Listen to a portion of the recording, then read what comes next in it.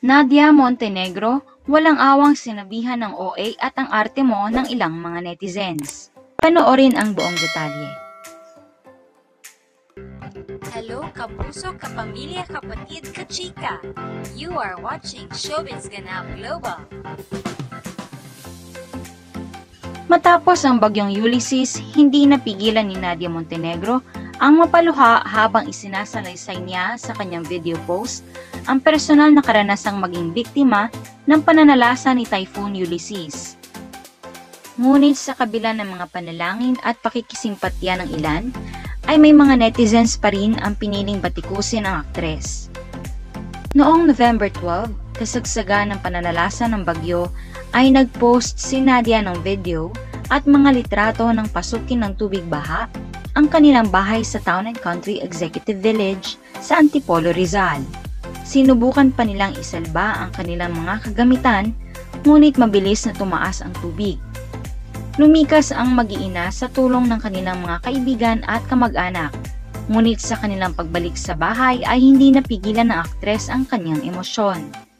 Sa live video ni Nadia sa kanyang social media account noong November 13, ay lumuha si Nadia dahil sa naging karanasan nito at ng kanyang pamilya sa gitna ng kalamidad. Ayon sa kanyang video, "Good morning, it's the morning after. Watching the news, we are all safe, me and the kids. Although watak-watak kami. Wala lang akong makausap. I'm so used to be on the other side, helping. Kaya hopeless ako ngayon kasi hindi ako makatulong. Pero I'm so grateful to be on the other side with all the help that we are receiving. All the love that we are receiving from each and every one of you." Ang bilis-bilis po ng mga pangyayari kahapon. Bumigay po ang wall ng creek sa tabi ng bahay namin.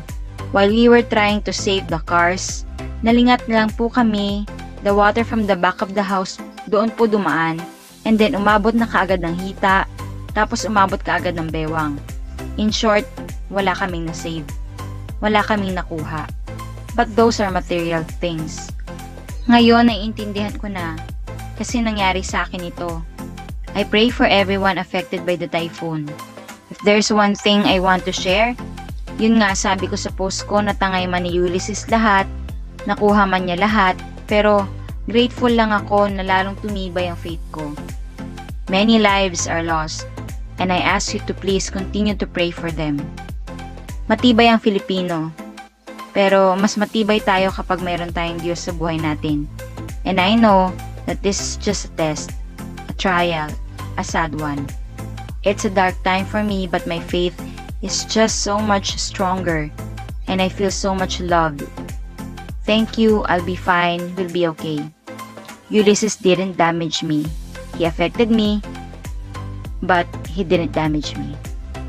Sa video na ito na agad nag-viral dahil marami ang mga netizens ang nakisimpatya, ay may ilan pa rin mga netizens ang walang pusong nakakapagsalita pa rin nang hindi maganda sa kanyang kapwa sa kabila ng mga pinagdadaanan nito.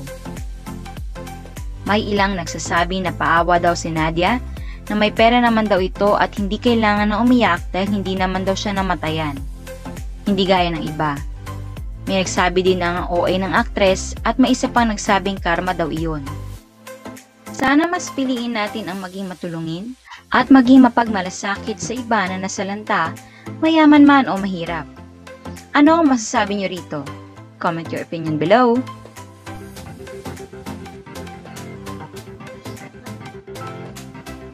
Don't forget to subscribe and click the notification bell for more Showbiz Ganap Global updates.